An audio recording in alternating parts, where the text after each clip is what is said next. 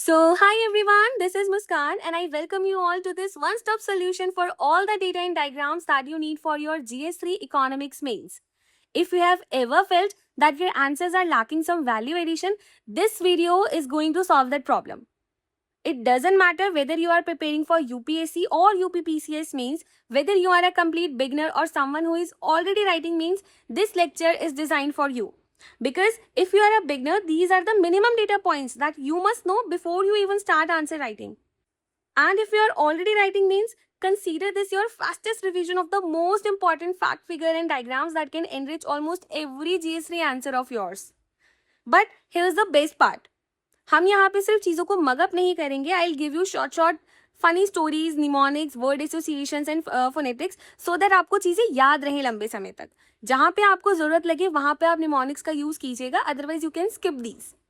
And that's not all. I will also show you how you can convert these data into these beautiful diagrams, right? And trust me, if you really want to get the attention of examiner on your answer copy, you need to learn these diagrams. आपको ये diagrams अपनी copy में include करने हैं so that आपकी copy उन 500 copy में से स्टैंड आउट कर पाए. एग्जामिनर आपकी कॉपी को एक्स्ट्रा टाइम दे और एक्स्ट्रा मार्क्स भी दे of course. So by the end of this lecture, you will have a ready-made data bank plus these ready-to-use diagram bank for economics mains. So without wasting any time, let's get started. So the first topic is government budgeting and the fiscal policy. So basically ये सारे कुछ आपके macro economics के components हैं. So the first one is fiscal deficit. Deficit का मतलब होता है कमी. So it is basically the difference कि भाई गवर्नमेंट का जो टोटल रेवेन्यू है और जो गवर्नमेंट का टोटल एक्सपेंडिचर है उसमें कितना डिफरेंस है. ठीक है. Earlier in financial year 20 it was 4.6, but जितना ये deficit कम होगा उतना हमारे लिए अच्छा है ना. So now in financial year 26 it has been reduced to 4.4%, but originally जो FRBM के targets थे उसमें it was 3%. सो आप इसको दोनों तरीके से यूज कर सकते हो कि भाई government is doing well when it comes to fiscal consolidation या फिर माइक्रो इकोनॉमिक स्टेबिलिटी को मेंटेन करने में. एज हमारा जो फिस्कल डेफिसिट है वो 4.6 से 4.4 हो चुका है, बट स्टिल जो टारगेट था वो 3% है. तो आप इसको स्टिल जो परसिस्टेंट चैलेंजेस है उसमें मेंशन कर सकते हो. याद कैसे कर सकते हो? देखो 4.6, तो इस 4.6 को फिक्स करना था, तो 6 फिक्स. थोड़ा सा हिंट लगेगा, वैसे तो ये डेटा बहुत कॉमन है, ऑलमोस्ट आप सबको याद ही होगा. ठीक है, तो 4.6 इसको फिक्स करना था और अभी 4.4 हो गया, तो मतलब फिक्स कर लिया हमने. Now the next is central government का डेट. सो अराउंड 94% जो गवर्नमेंट की बोरिंग्स हैं these are domestic in nature and only 6% comes from the external sources. तो इससे क्या पता चलता है कि इंडिया जो है वो रिलेटिवली लेस वल्नरेबल है to the external debt shocks and exchange rate risk. तो हम इसको पब्लिक डेट, एक्सटर्नल सेक्टर और may be fiscal sustainability in questions में यूज कर सकते हैं. याद कैसे करेंगे कि देखो बाहर वालों से पैसे लेना छी छी छी, ये तो बहुत गलत बात है ना. आपस में तो आप फैमिली मेंबर्स में तो आप कुछ भी करिए चलेगा, बट बाहर वालों से उधारी लेना छी छी छी, बहुत बुरा काम है. ठीक है, जहां आपको लगे निमोनिक्स का थोड़ा ओवरडू हो रहा है तो प्लीज आप स्किप कर दीजिएगा. Now the next is tax to GDP ratio. Tax to GDP ratio का मतलब क्या होता है कि भाई हमारी जीडीपी के अकॉर्डिंग हम कितना टैक्स कलेक्ट कर रहे हैं. ठीक है, सो अगर हम इसकी बात करें तो इंडिया का tax to GDP ratio is just 12%, जबकि डेवलप्ड कंट्री जैसे यूएस एंड जर्मनी का हमसे काफी ज्यादा है. यूएस का हमसे डबल है ऑलमोस्ट, बिकॉज हमारा इंडिया का 12 है, यूएस का ऑलमोस्ट 24 है. याद कैसे करोगे भाई? इंडिया ना जब टैक्स देने की बारी आती है तो सब ऐसे बोलते हैं कि भाई हमारे तो 12 बजे पड़े हैं, बहुत हमारी हालत खराब है. तो टैक्स कोई नहीं देना चाह रहा. ठीक है, सो इंडिया में सबके 12 बजे पड़े हैं when it comes to tax. तो इस तरीके से आप याद कर सकते हो. अच्छा, इसका सिग्निफिकेंस क्या है कि भाई इंडिया में अब जरूरत है कि भाई हम अपना टैक्स बेस जो है उसको ब्रॉडन करें, मे बी टैक्स कंप्लायंस को इंप्रूव करें, क्योंकि जीडीपी तो है हमारी अच्छी खासी. ठीक है, बट टैक्स नहीं पे कर रहे हैं लोग. सो हमें अपने टैक्स बेस को थोड़ा सा ब्रॉडन करने की जरूरत है एंड हमें कंप्लायंस पे काम करने की जरूरत है. ठीक है, अब इसी पर्टिकुलर डेटा को how you can represent via diagram ये मैं आपको दिखाती हूँ. So this is how you can convert that data into this diagram. And definitely जब आप अपने आंसर कॉपी में कुछ यूनिक चीजें बनाएंगे so एग्जामिनर की नजर उस पर जरूर पड़ेगी. So that's how you can use certain symbols in order to represent the data rather than making these normal bar graph. Bar graph भी बनाना है, but एक दो क्वेश्चंस में आप थोड़े से इनोवेटिव हो सकते हैं. Now next is GST collection. तो GST कलेक्शन हमारा 13.5 लाख करोड़ से 18 लाख करोड़ तक बढ़कर आ चुका है। मतलब फाइनेंशियल ईयर 26 में हमारा जो जीएसटी कलेक्शन है वो 18 लाख करोड़ हो गया। अभी तो सिंपल है याद रखना, क्योंकि जीएसटी के जो हमारे रेट्स होते हैं टैक्स के वो 18% और 5% होते हैं। 18% हमारा स्टैंडर्ड जीएसटी टैक्स है, रेट है, तो उससे आप सिंपली याद रख सकते हो 18 लाख करोड़ हमारा ग्रॉस जीएसटी कलेक्शन है फाइनेंशियल ईयर 26 में। इससे पता क्या चल रहा है कि भाई अब टैक्स कंप्लायंस हो रहा है जीएसटी रिफॉर्म्स के आने के बाद। Now the tax base has improved, या फिर टैक्स कलेक्शन बढ़ चुकी है, सरकार के लिए भी फायदा है। आप इसे कोऑपरेटिव फेडरलिज्म, इनडायरेक्ट टैक्सेशन या फॉर्मलाइजेशन ऑफ इकोनॉमी, इन सब चीजों में आप यूज कर सकते हो। Now the next is GST 2.0 reforms. So earlier we had a 4-tier structure जिसमें हमारे 5%, 12%, 18 और 28% करके टैक्सेस लगते थे, बट नाउ हमने सिर्फ 2 प्राइमरी स्लैब्स में उसको कन्वर्ट कर दिया है। So we have 18% for the standard goods and services and 5% tax लगेगा आपके एसेंशियल गुड्स के ऊपर। इसके अलावा there is a third rate structure जिसमें 40% टैक्स लगेगा आपके सिन गुड्स या डीमेरिट गुड्स, जैसे कि आपके टोबैको हो गया या फिर हाई एंड कार वगैरह होती है, तो उस पर 40% का टैक्स लगेगा इंक्लूडिंग द सेस। ठीक है। Now the next is bank accounts. So basically Global Findex की रिपोर्ट है ये 2025 की, कि भाई every 9 out of 10 adult have a bank account but 30% are inactive. आप समझ रहे हैं, मतलब कि जैसे कोई क्वेश्चन आएगा फाइनेंशियल इंक्लूजन के ऊपर या फिर नॉर्मल इंक्लूसिव ग्रोथ के ऊपर भी, सो आप मेंशन कर सकते हो कि भाई अभी हर 9 बंदों के पास बैंक अकाउंट है बट 30% अकाउंट्स आपके इनएक्टिव हैं। अगेन आप इसको डायग्रामेटिकली दिखा सकते हो, late me show you. So this is how you can convert that data into diagram. So here I have tried to show कि भाई out of 10 people 9 have the access to bank account, but इसमें से जो 30% है इनके bank accounts are inactive।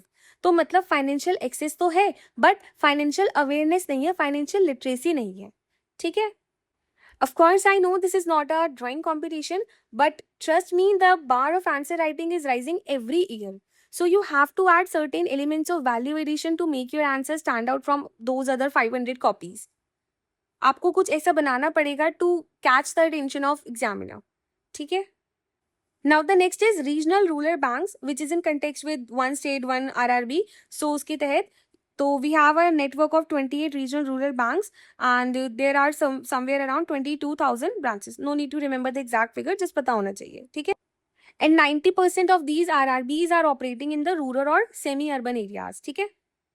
अब बात करते हैं जीडीपी ग्रोथ की। सो फाइनेंशियल ईयर 25 में इट वाज 7.1% और इस साल मतलब फाइनेंशियल ईयर 26 में the growth rate of GDP 7.6%। ठीक है। अभी रिसेंटली जीडीपी का बेस ईयर चेंज हुआ है from 2011 it has been shifted to 2022-23। तो इसका इम्प्लीकेशन क्या होगा? सो अब नॉमिनल जीडीपी जो है वो हमारी कम हो जाएगी बाय 3 to 4%। ठीक है।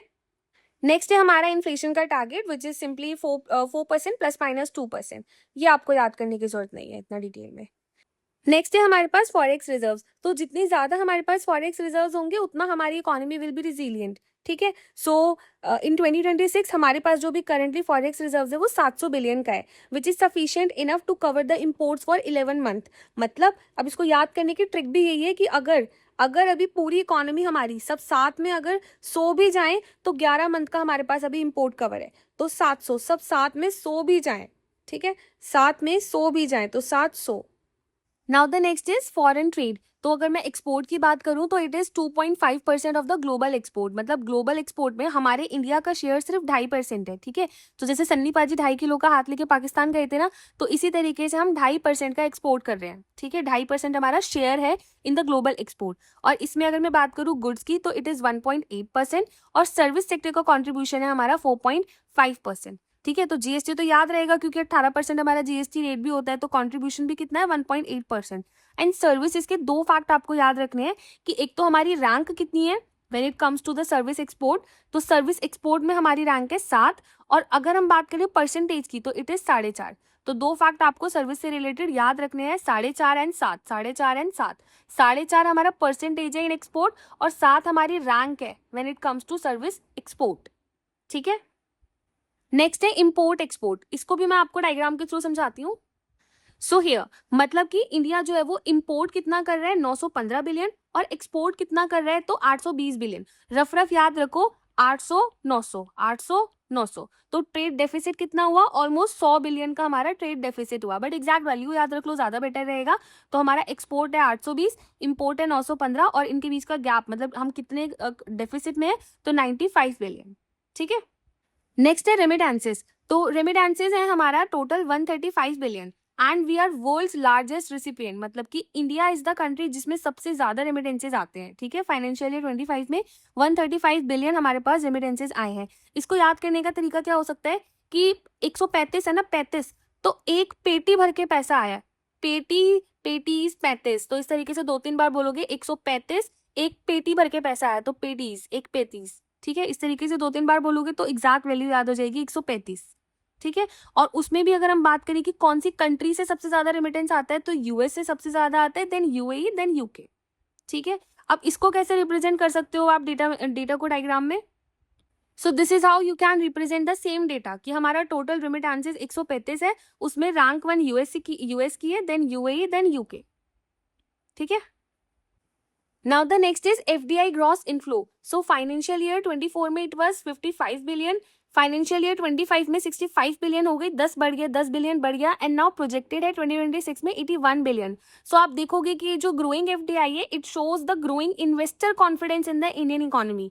सो क्वेश्चन आएगा अगर इन्वेस्टमेंट पे, ईज ऑफ डूइंग बिजनेस पे, या फिर इकोनॉमिक रिफॉर्म्स, मैन्युफैक्चरिंग, कुछ भी ऐसा क्वेश्चन आता है तो उसमें आप डेफिनेटली मेंशन कर सकते हो। ठीक है, और याद कैसे करोगे? सो देखो, ये तो याद कर ही लो, 81 बिलियन यूनिक सा फिगर है थोड़ा, एंड 55 को हाई फाई से याद कर सकते हो कि एफडीआई आना इज अ गुड थिंग। तो जब अच्छी चीज आती है तो हम यूजुअली हाई फाई करते हैं, तो 55 हाई फाई। ठीक है, और इसमें भी अगर आप देखोगे तो सबसे ज्यादा जो एफडीआई है वो कंप्यूटर सॉफ्टवेयर और हार्डवेयर वाले सेक्टर में आती है। और कहाँ से आती है एफडीआई? सो मेजरली आपकी मॉरिशियस, सिंगापुर एंड यूएस। तो इसको आप याद कर सकते हो मिस यूएसए से, मॉरिशियस, सिंगापुर एंड यूएसए। वैसे याद होना चाहिए, ये प्री के भी टॉपिक्स हैं।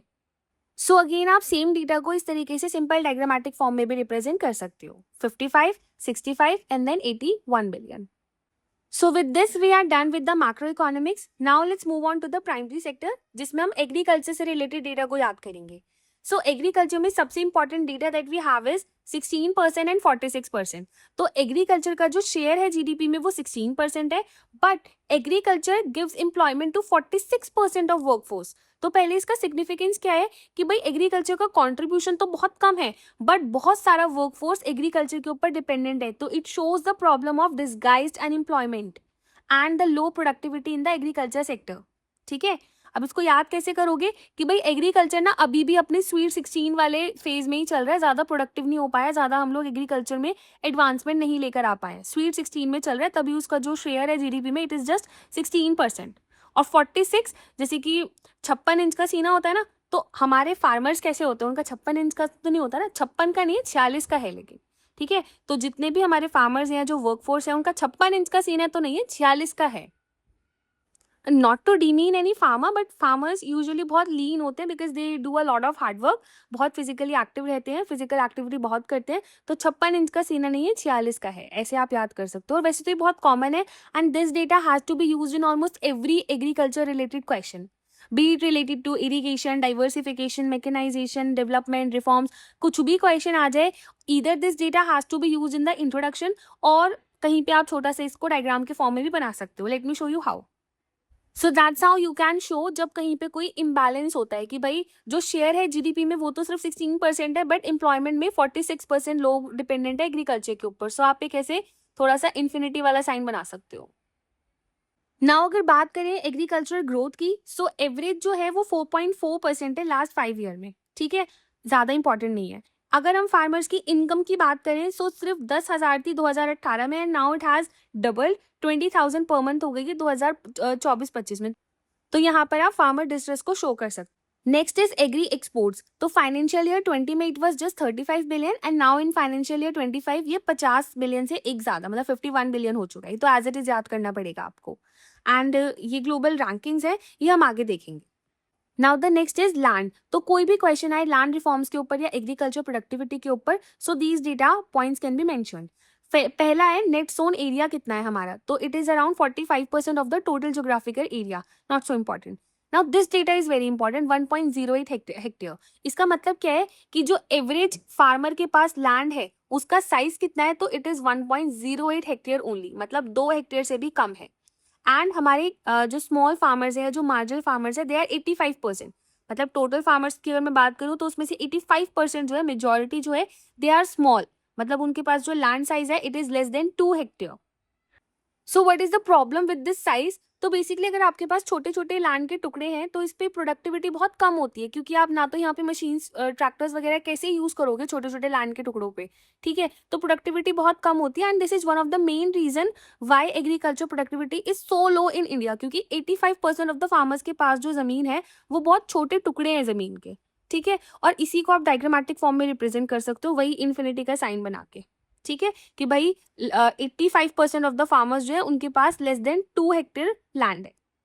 Now next there is a data on soil health card. So 2025 तक 25 crore soil health card issue किए जा चुके हैं। सो आप इसको बता सकते हो एग्रीकल्चर प्रोडक्टिविटी के लिए गवर्नमेंट क्या क्या स्टेप्स ले रही है, या फिर प्रिसीजन फार्मिंग के लिए, तो आप ये मेंशन कर सकते हो उसमें। नाउ नेक्स्ट बात करते हैं सीड से रिलेटेड कुछ डेटा की। सो इंडिया जो है it has a 5th largest seed industry globally. मतलब इसको याद करने का तरीका क्या है, जब आप बीज लोगे तो मुट्ठी में ही तो लोगे ना, आपकी मुट्ठी में पांच पांच उंगलियां होती हैं, तो आपकी पाम जो है वो 5 फिंगर से बनी है। तो सीड हाथ में इमेजिन करो, थोड़ा सा एक विजुअल इमेज बना लो अपने माइंड में कि आपने बीज लिए हाथ से, तो 5 उंगलियों से पकड़ोगे ना। So 5th largest seed industry है। Now these seeds can impact 25% of crop productivity, तो मतलब सीड बहुत इंपॉर्टेंट है।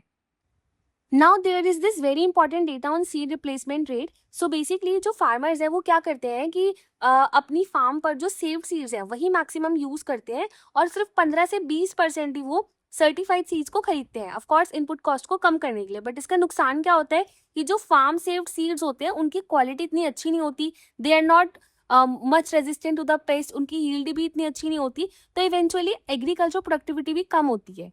तो 85% of the seeds are farm saved only, and only 15 to 20% are certified seeds, ठीक है? Now the next is irrigation. So irrigation again is a very important topic. So सबसे पहले आपको सोर्सेज के बारे में पता होना चाहिए कि जो 62% ऑफ द इरिगेशन है वो वेल्स या ट्यूबवेल्स के थ्रू होती है। देन केनाल्स का कॉन्ट्रीब्यूशन इज 24%, एंड टैंक से जो इरिगेशन होती है इट इज 3% ओनली। सो 62 कैसे याद रख सकते हो आप? 62 ट्यूब, 62 ट्यूब। सो ट्यूबवेल का कंट्रीब्यूशन कितना है? 62 और टैंक्स याद कर सकते हो आप 3 टंकी, माइंड में इमेजिन करो 3 टंकी या 3 टैंकर। सो 3% है आपका टैंक्स का, ठीक है? बाकी एक बार डायग्राम देख लो तो थोड़ा विजुअल मेमोरी भी क्रिएट हो जाएगी। So that's how you can show this कि भाई सोर्सेज ऑफ इरिगेशन हमारा 62% जो इरिगेशन है वो वेल्स और ट्यूबवेल्स के थ्रू होता है, 24% केनाल्स, 11% कुछ अदर सोर्सेज हैं, एंड 3% इज फ्रॉम टैंक्स, ठीक है? नाउ मेजर चैलेंज क्या है कि जो 40% ऑफ द एरिया है इट इज अनइरिगेटेड, मतलब वो रेन फेड है, रेन के ऊपर डिपेंडेंट है, अगर बारिश होगी तो ही वहां पे इरिगेशन होगा। माइक्रो इरिगेशन सिर्फ 12 से 14% है। Although micro irrigation is a sustainable method, but सिर्फ 12 से 14% ही है। तो माइक्रो 12 मतलब बहुत 12-13 ऐसी छोटा सा परसेंटेज है। Now this is an important data that you can mention कि भाई अगर करंट रेट पर हम ग्राउंड वाटर को एक्सट्रैक्ट करते रहे so that depletion rate could triple by 2080, ठीक है? कन्वेंस लॉस हमारा 40 से 50% है। मतलब जब आप कोई रिवर है और वहां से आप कैनाल बनाते हो फील्ड में पानी को डाइवर्ट करने के लिए, तो आधा पानी तो आपका कन्वेंस के टाइम पे, मतलब ट्रांसपोर्टेशन के टाइम पर ही लॉस हो जाता है, मे बी थ्रू सीपेज और इवापोरेशन। तो कनाल से पानी बहुत कम आ पाता है फील्ड तक, ठीक है? Now the next data that we have is on credit. तो बेसिकली फार्मर्स की हेल्थ अगर अच्छी रहेगी, फार्मर्स की फाइनेंशियल हेल्थ अगर अच्छी रहेगी, तभी तो इवेंचुअली एग्रीकल्चरल हेल्थ भी अच्छी रहेगी ना हमारे नेशन की। So it is important. So यहाँ पे कुछ चैलेंज में आप पॉइंट्स ये वाले मेंशन कर सकते हो कि फार्मर्स की जो अगर हम देखें तो 50% of the farm household जो है वो कर्जे में है, मतलब हर दूसरा फार्मर जो है वो इन डेट है। इंस्टीट्यूशनल क्रेडिट की बात करें तो 70%, मतलब कि थोड़ा अच्छा फैक्टर पॉजिटिव है कि 70% जो आपका उधार है जो फार्मर्स ने लिया है it is from institutional sources, मतलब बैंक्स वगैरह से लिया है, इनफॉर्मल मनी लेंडर से नहीं लिया। इनफॉर्मल की बात करें तो 1/3। तो नेगेटिव में अगर दिखाना है तो ऐसे छोटा सा ट्राइंगल बना के दिखा सकते हो कि स्टिल जो 1/3 आपके फार्मर्स का कर्जा है it is from informal sources जैसे मनी लेंडर्स वगैरह। So they are kind of more exploitative, ठीक है? क्रेडिट ग्रोथ लिंक, तो ये एक अच्छा डेटा आप मेंशन कर सकते हो कि अगर आप 1% एग्रीकल्चरल क्रेडिट में बढ़ाते हो so it eventually leads to 0.3% rise in agricultural GDP. तो ऐसे मेंशन कर सकते हो कि 1% राइज अगर आप करोगे एग्री क्रेडिट में सो 0.3% आपको ग्रोथ देखने को मिलेगी एग्रीकल्चरल जीडीपी में। ठीक है, नाउ ये कुछ गवर्नमेंट का स्टेप था किसान क्रेडिट कार्ड। सो अभी एज ऑफ नाउ 7.7 करोड़ किसान क्रेडिट कार्ड ऑपरेटिव है। ठीक है, मतलब ये गवर्नमेंट का इनिशिएटिव है to give institutional credit to farmers. तो हमने क्या इसको याद कैसे कर सकते हैं हम कि भाई एग्रीकल्चर की ग्रोथ अगर करनी है तो फार्मर को साथ साथ लेके चलना पड़ेगा। तो 7.7 करोड़ किसान क्रेडिट कार्ड अब तक इशू हो चुके हैं। नेक्स्ट है डेटा पेस्टिसाइड्स के ऊपर। तो अगर हम बात करें इंडिया की, तो इंडिया में जो इंटेंसिटी है पेस्टिसाइड की it is 0.5 kg per hectare, जबकि अगर मैं ग्लोबल एवरेज की बात करूँ तो it is 17 kg per hectare. मतलब कि हम पेस्टिसाइड्स कम यूज कर रहे हैं as compare to the global average. इसको याद करने का सिंपल सा तरीका है कि हम ना इतना सीरियसली नहीं लेते खतरों को, हम सिर्फ आधा आधा बॉटल स्प्रे कर रहे हैं, मतलब we are just spraying half bottle of pesticides. तो 0.5 kg पर हेक्टेयर हम यूज कर रहे हैं, जबकि बाहर वाले जो 17 मतलब खतरा, सो दे आर टेकिंग दिस खतरा वेरी सीरियसली। अगर पेस्ट वगैरह ने उनकी फसलों को खराब कर दिया तो खतरा है ना ये, सो दे आर टेकिंग दैट खतरा वेरी सीरियसली और वो 17 kg पर हेक्टेयर यूज कर रहे हैं पेस्टिसाइड्स को। So that just a way to remember this. Next है फर्टिलाइजर के ऊपर कुछ डेटा। सो ये तो यूनिवर्सल है भाई, ये तो आप हर जगह यूज करोगे कि जो रेकमेंडेड आपकी रेशियो है एनपीके की इट इज 4:1, बट करेंटली हम कितना है करंटली यूज कर रहे हैं तो इट इज 11, 4 एंड 1.5। तो 11, 4, 1.5। इसको हिंदी में बोलो तो 3-4 बार बोलने से याद हो जाएगा। 4:1 और 11, 4, 1.5। 11, 4, 1.5 मतलब हम यूरिया जो है वो बहुत ओवर यूज कर रहे हैं। ठीक है, फर्टिलाइजर्स के केस में हम we are the second largest consumer. और अगर हम फर्टिलाइजर यूज की बात करें तो it is 200 kg per hectare, जबकि ग्लोबल एवरेज जो है it is just 150 kg per hectare. मतलब हमारा 30% हायर है।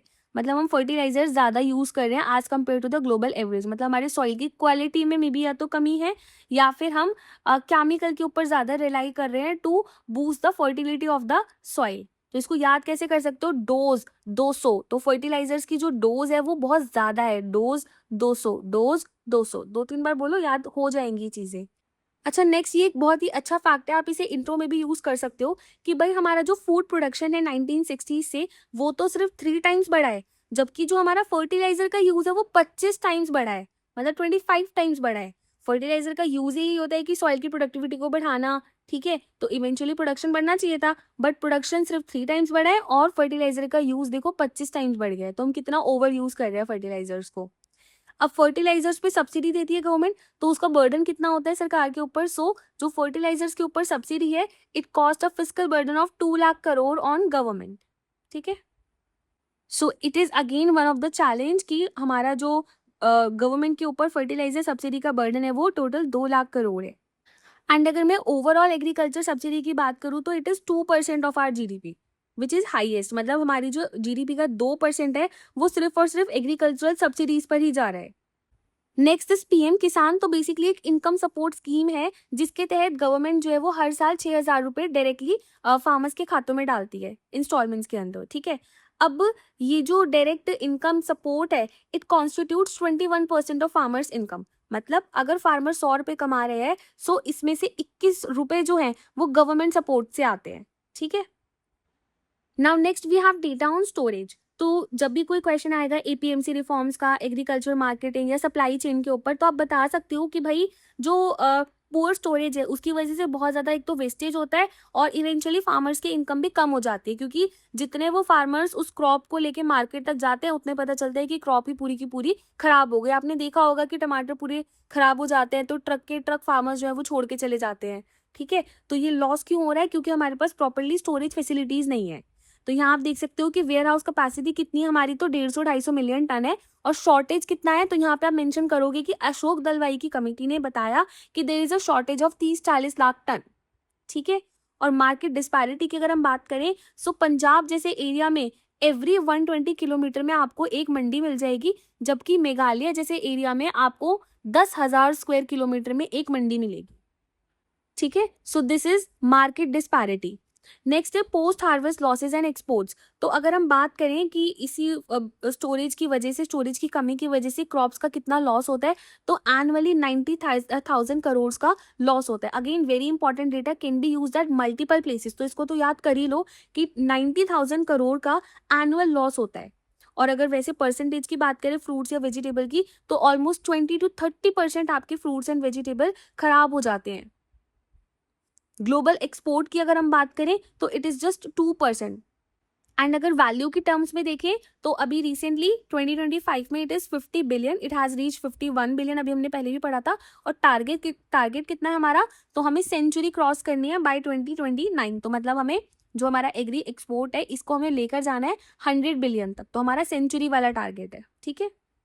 नेक्स्ट है फार्मर सुसाइड। सो आप इसको एग्रेरियन क्राइसिस या फिर डबलिंग फार्मर इनकम, कोई भी ऐसा क्वेश्चन आता है सोशल सिक्योरिटी से रिलेटेड, तो आप उसमें यूज कर सकते हो कि भाई हर 1 घंटे में एक फार्मर सुसाइड कर रहा है। How critical is this. Next data है रिसर्च एंड डेवलपमेंट के ऊपर। सो जो हमारी एग्रीकल्चरल जीडीपी है उसका हम सिर्फ 0.7% यूज करते हैं एग्रीकल्चरल रिसर्च पर, ठीक है। रिमेंबर ये टोटल जीडीपी का 0.7% नहीं है, ये एग्रीकल्चरल जीडीपी का है। एंड वैसे अगर हम ओवरऑल आर&डी की बात करें तो ओवरऑल आर&डी भी हमारा 0.6% ही है, but that is of total GDP, ठीक है। तो याद करने में थोड़ा सा मैं आपको डिफ्रेंशिएट कर रही हूँ इसलिए कि जो टोटल आर&डी पे एक्सपेंडिचर है वो हमारा 0.6% ऑफ टोटल जीडीपी, और एग्रीकल्चरल रिसर्च पे हम कितना खर्च कर रहे हैं, तो एग्री जीडीपी का 0.7%। वाइल अगर हम दूसरी कंट्रीज के साथ कंपेयर करें तो हमारा पड़ोसी चाइना, इट इज स्पेंडिंग 2% ऑफ its agri GDP, US spending 3% and Israel is spending 4%। Again आप इसको एक डायग्रामेटिक फॉर्म में दिखा सकते हो, like this you can show this कि R and D expenditure on agriculture India का 0.7 है, चाइना का 2%, इजराइल का 4%। और आप ऊपर लिखेंगे परसेंटेज ऑफ एग्री जीडीपी, मतलब ये क्या है परसेंट, तो बताओगे कि it is percentage of agri GDP, यहाँ पर भी मेंशन कर सकते हो। नाउ अनदर इंटरेस्टिंग डेटा कि अगर आप 1 रुपया खर्च करते हो रिसर्च एंड डेवलपमेंट के ऊपर, so it yields a return of ₹30, तो 13 रुपए का आपको रिटर्न मिलता है। तो इसको ऐसे याद रख सकते हो कि तेरा 1 रुपया अगर तूने रिसर्च में लगाया तो वो आपको नाश से बचा सकता है, मतलब जो आपकी फसलें खराब होती हैं, आप रिसर्च करोगे तो ऑब्वियसली और अच्छी टेक्निक्स लेकर आओगे। तो अगर आप 1 रुपया लगा रहे हो, मतलब तेरा 1 रुपया नाश होने से बचा सकता है फसलों की, ठीक है। नेक्स्ट है मैकेनाइजेशन के ऊपर डेटा। सो इंडिया के अंदर सिर्फ 40% फार्म मैकेनाइज्ड है, यूएस में इट इज 95% एंड चाइना में 60%। अब इसको भी आप डायग्रामेटिकली दिखा सकते हो कुछ इस तरीके से कि इंडिया में 40%, तो छोटा हमने ट्रैक्टर बना दिया, एंड देन चाइना 60, यूएसए 95%। ऐसे डायग्राम्स बनाओगे तो एग्जामिनर क्यों नहीं आपके आंसर्स को देखेगा, डेफिनेटली देखेगा। एंड ट्रस्ट मी ज़्यादा टाइम नहीं लगता, कितना ही टाइम लगता है ये ऐसे 2 बॉक्सेस बनाने में, और इतना क्रिएटिव भी नहीं होना, बस दिखाना है कि हाँ हमने मैकेनाइजेशन को रिप्रेजेंट किया है, सिंपल। फार्म मैकेनाइजेशन से आपकी इनपुट कॉस्ट जो है वो 15 से 20% कम हो जाती है, आईकार का डेटा है। नेक्स्ट है ई टेक इन एग्रीकल्चर। सो अभी तक जो पेनिट्रेशन है इट इज जस्ट 1.5%। ये इन्वेस्ट इंडिया की रिपोर्ट है कि अभी तक टेक्नोलॉजी का जो पेनिट्रेशन है एग्रीकल्चर में वो सिर्फ 1.5% है। नेक्स्ट है ड्रोन से रिलेटेड डेटा। सो आपको अगर दिखाना है कि हाउ टेक्नोलॉजी इज एफिशिएंट या how technology can improve the agriculture productivity, तो आप बता सकते हो कि ड्रोन के यूज से जो वाटर यूज है वो 90% कम हो जाता है, एंड केमिकल का use can be reduce to 30 to 40%। ये लहर एग्रीटेक का डेटा है, ठीक है। मतलब अगर आप ड्रोन के थ्रू मे बी आप स्प्रिंकल कर रहे हो पानी फॉर इरिगेशन, एंड आप फर्टिलाइजर्स को स्प्रिंकल कर रहे हो, तो it can reduce the use by 30 to 40%। तो आपकी इनपुट कॉस्ट कम होगी, ठीक है, और इफेक्टिव यूज होगा आपका, प्रिसीजन फार्मिंग में इट विल हेल्प। सो ऐसे आप उसको सब्सटैंशिएट कर सकते हो। एक और है फैक्ट कि अगर आप AI एनेबल्ड हार्वेस्टर का यूज करते हो तो आपका लेबर, मतलब ऑलमोस्ट आपके जो 4 वर्कर्स का लेबर है वो आप सेव कर सकते हो। और वो इसको याद कैसे करोगे कि अगर आप AI एनेबल्ड हार्वेस्टर्स का यूज कर रहे हो तो नाउ दीज 4 लोग can do some another work and they will earn another 4 पैसा। तो मतलब 4 लोग फ्री हो गए क्योंकि हम AI वाले हार्वेस्टर्स यूज कर रहे हैं, AI एनेबल्ड हार्वेस्टर यूज कर रहे हैं, तो अब ये 4 लोग कुछ और तरीके से 4 पैसे कमा के लाएंगे। तो 4 वर्कर आपकी फ्री हो गए due to AI enabled harvester. ऐसे आप इसको याद कर सकते हो। Now next data that we have is on food grain production. So ये तो आपको देखो एज इट इज याद करना है क्योंकि रिसेंटली अभी हॉर्टिकल्चर प्रोडक्शन जो है it has surpassed our food grain production. तो मतलब अब इंडिया के अंदर फ्रूट्स एंड वेजिटेबल की प्रोडक्शन ज्यादा हो रही है as compare to the food grain, ज्यादा नहीं मतलब मार्जिनली सरपास किया है। तो हॉर्टिकल्चर की अगर बात करूँ तो it is 362 million tonne and food grain की क्या है 357 मिलियन टन। तो ये तो आपको एज इट इज याद करना पड़ेगा कि फूड ग्रेन का कम है एंड हॉर्टिकल्चर ने भी उसको सरपास कर दिया है। अब अगर फूड ग्रेन की भी मैं बात करूं तो इसमें मेजोरिटी में क्या ग्रो कर रही हूँ, सो मेजोरिटी राइस एंड वीट का कल्टीवेशन हो रहा है with in the food grain basket. इसमें भी अगर मैं बात करूं राइस की तो राइस ज्यादा है 120 एंड वीट कितना है 117 मिलियन टन। तो ये कुछ कुछ डेटा तो आपको डायरेक्टली याद करने पड़ेंगे। नेक्स्ट है कॉटन से रिलेटेड डेटा, तो इसको आगे देख लेंगे, बट वैसे भी आपको मालूम होगा कि कॉटन में we are first. Oil seeds में हमारी रैंकिंग 4 है। अच्छा, ऑयल सीड्स बिकम इम्पॉर्टेंट क्योंकि अभी हमारा national mission on edible oils आया है, जिसके अंदर हमने टारगेट सेट किया है कि 2030 तक हमें जो प्रोडक्शन है उसको 69 तक लेके जाना है, मतलब 69 मिलियन टन तक लेकर जाना है, ताकि हमारी जो एडिबल ऑयल इंपोर्ट पे डिपेंडेंसी है वो कम हो सके। आपको मालूम होगा कि जो हमारा पाम ऑयल वगैरह है वो ज़्यादातर इंडोनेशिया से हम इम्पोर्ट करते हैं, तो हमें अपने आप को आत्मनिर्भर बनाना है, इम्पोर्ट डिपेंडेंसी कम करनी है। तो टारगेट रखा है कि जो करंट हमारा 39 मिलियन टन प्रोडक्शन है उसको हमें डबल करना है, 69 तक लेके जाना है। 39 से 69, 39 से 69, ठीक है। एंड ऑयल सीड्स क्यों इंपॉर्टेंट है, क्योंकि they are contributing to 12 to 13% of our dietary energy. मतलब जो हमारी एनर्जी नीड्स हैं तो 12 से 13% एनर्जी नीड्स हमारी ऑयल सीड्स मीट कर रहे हैं, ठीक है। Now next is allied sectors. तो इसमें पहले फिशरीज की बात करते हैं। फिशरीज के ऊपर डेटा इंपॉर्टेंट है, क्यों? क्योंकि अभी रिसेंटली इंडिया ने 200 बिलियन क्रॉस कर दिया है, so we have become second largest fish and aquaculture producer globally. So याद रखना है कि फिश एंड एक्वाकल्चर में हम सेकेंड लार्जेस्ट हैं, ठीक है। And 8% of the world fish output में हम कॉन्ट्रीब्यूट करते हैं। अच्छा, इसको याद करने के लिए एक सिंपल से सेंटेंस है, वर्ल्ड एट फिश, मतलब दुनिया ने फिश खाई। वर्ल्ड एट, 8 से 8 याद रहेगा आपको। सो हमारा ग्लोबल जो आउटपुट है, ग्लोबल फिश आउटपुट में इंडिया का कंट्रीब्यूशन क्या है 8%, ठीक है। तो इंडिया से जो प्रोड्यूस थी फिश, वर्ल्ड ने उसको खाया, तो वर्ल्ड एट फिश, ठीक है। I hope it is making some sense. Next है प्रोडक्शन ग्रोथ। अगेन इसको आप डायग्रामेटिकली रिप्रेजेंट कर सकते हो। So you can represent this in this way. आप छोटी सी यहाँ पे फिश बना सकते हो कि भाई 2014 में 100 लाख टन का फिश प्रोडक्शन था एंड 2024 मतलब 10 साल में it has doubled, 200 lakh tonne आपका प्रोडक्शन हो चुका है। एंड ये कोई वेग इनोवेशन नहीं है, this particular diagram has been picked from Modi graphics, ठीक है। सो ये गवर्नमेंट अपने ऑफिशियल डॉक्यूमेंट्स में इसी तरीके से डायग्राम्स एंड डेटा को रिप्रेजेंट करती है। सो ऑफकोर्स आप भी ब्यूरोक्रेसी का पार्ट बनने वाले हैं, तो ये रिप्रेजेंटेशन वेग नहीं है, स्टूपिड नहीं है, ठीक है। नेक्स्ट है inland fisheries. So 75% of total fish production is inland fisheries only. Employment की बात करें तो 3 करोड़ फार्मर्स को एम्प्लॉयमेंट मिलता है with this fishery sector. Export की बात करें तो 4.6% ऑफ ग्लोबल फिश और सी फूड। इसको याद भी मत करो तो चलेगा, एक डेटा याद कर लो कि 8% of the world food fish output. Productivity की अगर बात करें तो नॉर्वे का जो फिशरमैन है वो 250 kilo per day fish catch करता है, जबकि इंडिया की अगर बात करें तो सिर्फ 4 से 5 केजी पर डे फिशरमैन जो है वो फिशेस को कैच कर रहा है। तो प्रोडक्टिविटी कम है but still we are second largest. Now next is livestock. तो लाइफ स्टॉक्स में 8% of the workforce is employed under the livestock sector. Not so important, ये याद रख सकते हो कि कैटल्स के मामले में we have world largest cattle and bovine population. तो इंडिया के पास 200 मिलियन कैटल्स हैं which is the largest in entire world, ठीक है। सो दुनिया में सबसे ज्यादा कैटल्स एंड बोवाइन की पॉपुलेशन इंडिया के पास है, सिंपल। नेक्स्ट है डेयरी। तो डेयरी में किसको नहीं पता कि India ranks 1 in milk production. So India की रैंक फर्स्ट है मिल्क प्रोडक्शन में। एंड अगर ग्लोबल शेयर की बात करें तो इट इज 25%। बट यहाँ पर भी चैलेंजेस में आप मेंशन कर सकते हो, मतलब whenever a question comes on value addition या फूड प्रोसेसिंग पे, तो आप बता सकते हो कि रैंक तो हमारी मिल्क प्रोडक्शन में फर्स्ट है, बट वैल्यू एडिशन की जब बात आती है, प्रोसेसिंग की बात आती है, तो it is only 20 to 25% of milk, ठीक है। नेक्स्ट है इंश्योरेंस। तो भाई less than 1% of our life stock is insured. भाई इंडिया में लोग इंसानों का इंश्योरेंस नहीं करा रहे तो लाइफ स्टॉक का तो क्या ही कराएंगे, ठीक है। तो लेस देन 1% हमारी लाइफ स्टॉक जो है वो इंश्योर्ड है। एंड यहाँ पे याद रखना कि फ्रूट्स का जो प्रोसेसिंग है इट इज ओनली 2 to 3%, मतलब 2 से 3% हमारे जो फ्रूट्स हैं वो प्रोसेस होते हैं। एंड मिल्क की बात करें तो सिर्फ 20 से 30% हमारा मिल्क जो है वो प्रोसेस होता है, मतलब वैल्यू एडिशन हो रहा है उसमें। नेक्स्ट है हॉर्टिकल्चर। सो बस इसमें ये याद रख लो कि अनियन में हमारी रैंक 1 है एंड फ्रूट्स वेजिटेबल प्रोट पोटैटो वगैरह में सेकंड रैंक है। बाकी ये मैंने आपको बताया ही था कि हॉर्टिकल्चर ने सरपास कर दिया है फूड ग्रेन प्रोडक्शन को। It is 362 million turns now.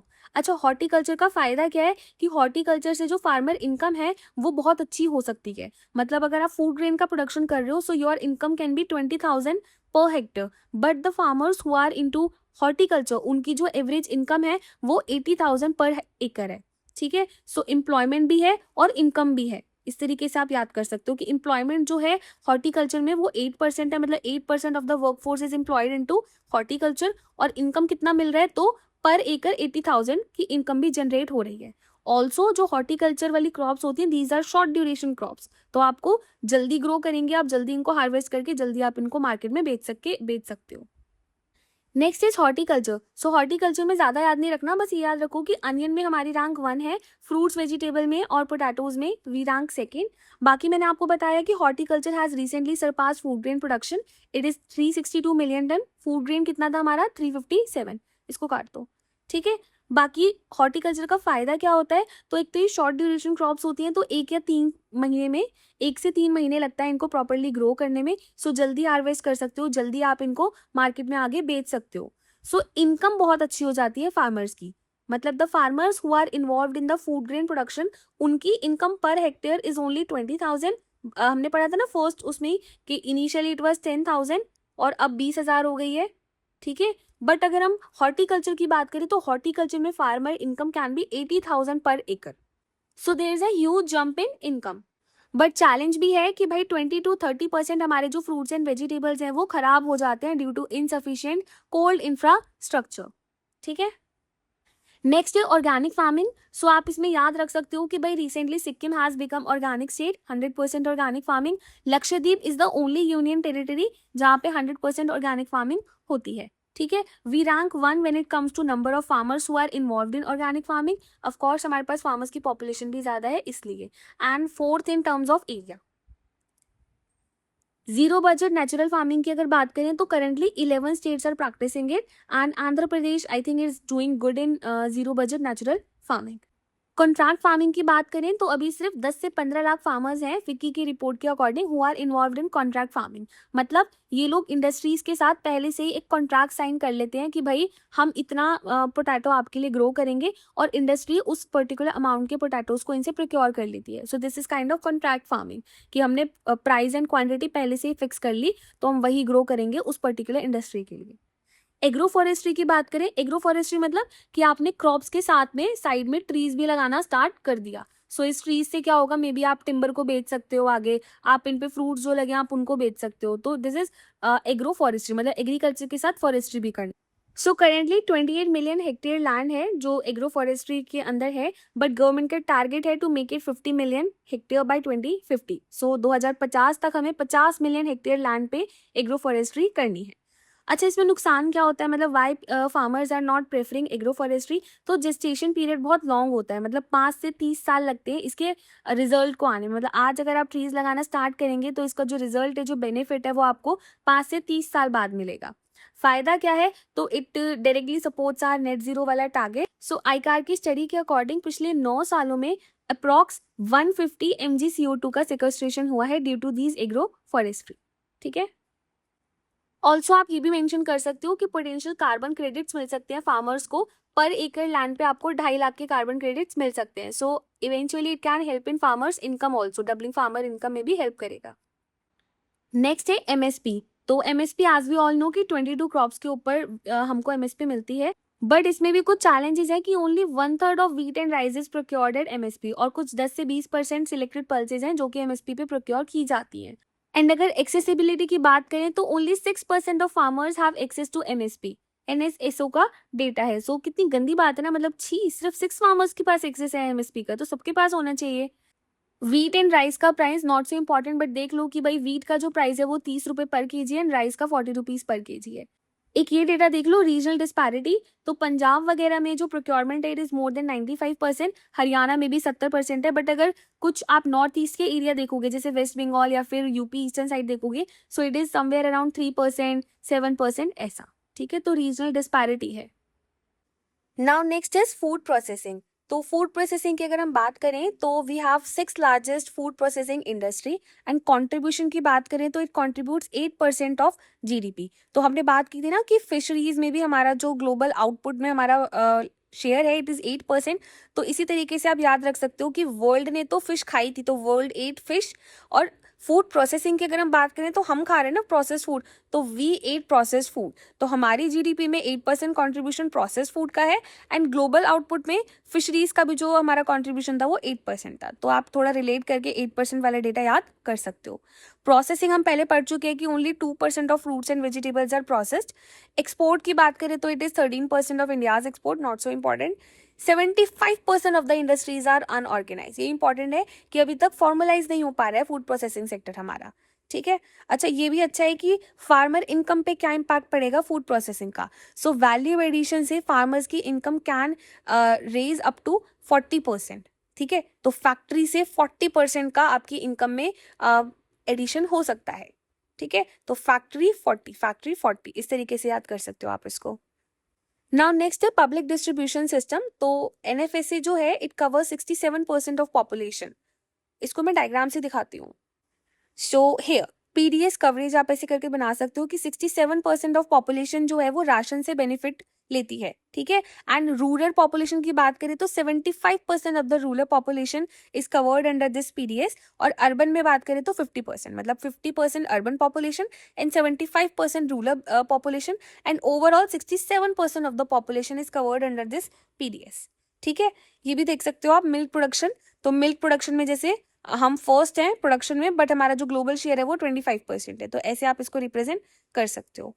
Similarly आप यहाँ पे देख सकते हो प्रोसेसिंग लेवल। तो मैंने एक पाई चार्ट के थ्रू इसको दिखाया है कि सिर्फ 2% हमारे फ्रूट्स एंड वेजिटेबल जो है वो प्रोसेस किए जाते हैं। ये मिलेट मैप है, ये भी आप बना सकते हो। प्री की नॉलेज है but you can also use it in means कि कौन कौन से रीजन्स हैं जहाँ पे मिलेट्स आपके ग्रो किए जाते हैं। नेक्स्ट है माइनिंग से रिलेटेड कुछ डेटा।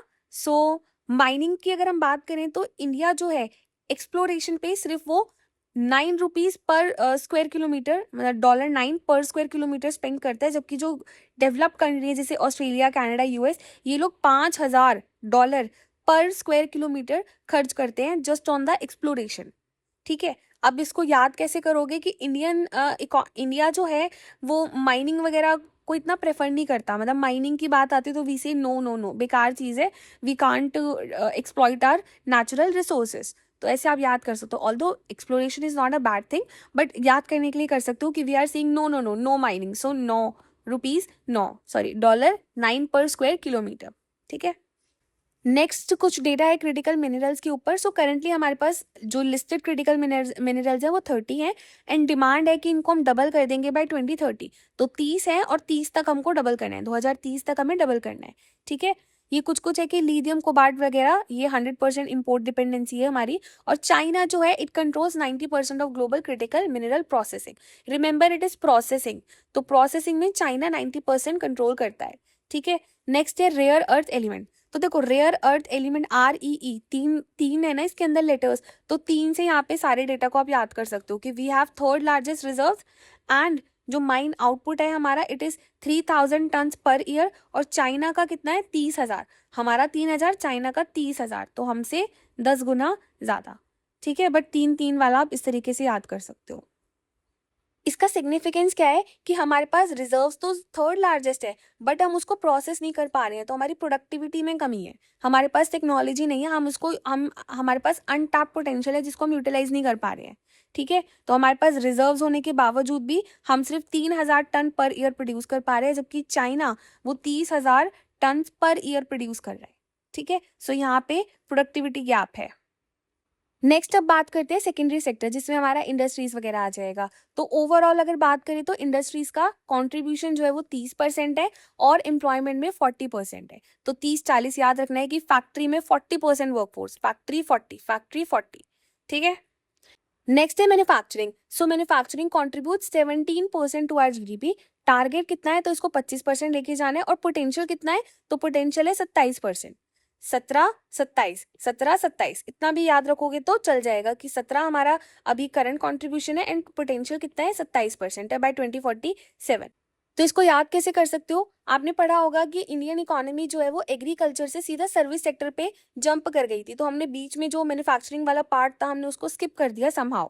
हम इतनी इंडस्ट्रियल बेस अपना डेवलप नहीं कर पाए, सो समहाउ हमारी जो मैन्युफैक्चरिंग सेक्टर है वो खतरे में है। तो 17 खतरा, मैन्युफैक्चरिंग सेक्टर खतरे में है। 17% अभी करेंटली जीडीपी में कॉन्ट्रीब्यूशन है, पोटेंशियल कितना है? 27। ठीक है। अच्छा, ये एक अच्छा डेटा है कि मैन्युफैक्चरिंग सेक्टर मतलब ग्लोबल मैन्युफैक्चरिंग शेयर की बात करें तो इंडिया का सिर्फ 3% है और चाइना का हमसे 10 गुना ज़्यादा मतलब 30% है। ठीक है। नेक्स्ट ये वही 25% का टारगेट है under make in India. Then special economic zone, so 368 हमारे नोटिफाइड स्पेशल इकोनॉमिक जोन्स है। So now let's talk about MSME sectors. तो देखो यहाँ पे ना थोड़ा सा data you have to remember, जहाँ पे इंपॉर्टेंट नहीं था वहाँ पे मैंने स्किप कर दिया, but here you have to remember कि एमएसएमई का जीडीपी में contribution is 30%। It gives 30 crore jobs which is रफली अराउंड 51% ऑफ एम्प्लॉयड वर्कफोर्स। ठीक है। सो दैट मीन्स कि एमएसएमई जो है वो सेकेंड लार्जेस्ट एम्प्लॉयर है आफ्टर एग्रीकल्चर। एक्सपोर्ट्स की बात करें तो एक्सपोर्ट में कॉन्ट्रीब्यूट्स 50%। ठीक है। उद्यम रजिस्ट्रेशंस मतलब the MSMEs which are registered on the Udyam portal जो फॉर्मलाइज्ड है, सो 7.5 करोड़। सो याद रखना कि टोटल कितनी एमएसएमईज है इंडिया में, तो 7.5 करोड़ एमएसएमई है हमारे टोटल इंडिया में। ठीक है। अब ये तो 7.5 करोड़ जो है ये उद्यम पोर्टल पे रजिस्टर्ड है, मतलब कि फॉर्मलाइज्ड है, रजिस्टर्ड है। बट वैसे ओवरऑल अगर इनफॉर्मल की बात करोगे तो बहुत सारी एमएसएमईज है छोटी मोटी। अब इसमें ना विमेन का भी एक इंपॉर्टेंट आप एंगल डाल सकते हो कि 40% जो रजिस्टर्ड एमएसएमईज हैं these are owned by women.